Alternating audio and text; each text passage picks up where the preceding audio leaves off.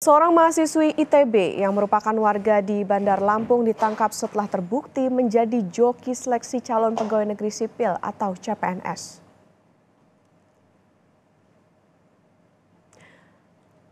Pelaku joki diketahui berinisial RDS, seorang mahasiswi Institut Teknologi Bandung atau ITB.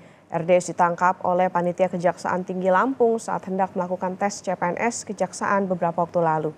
Penyewa pelaku joki bukan hanya satu orang, melainkan dua orang dan dijanjikan mendapat bayaran senilai 25 juta rupiah.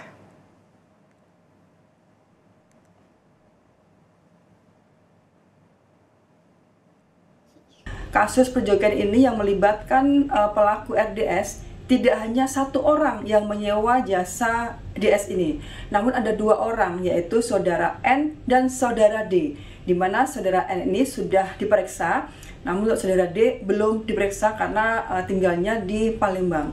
Kemudian untuk berapa nominal yang ditawarkan oleh saudara DS ini, dikatakan bahwa saudara DS menerima tawaran sebesar 25 juta rupiah.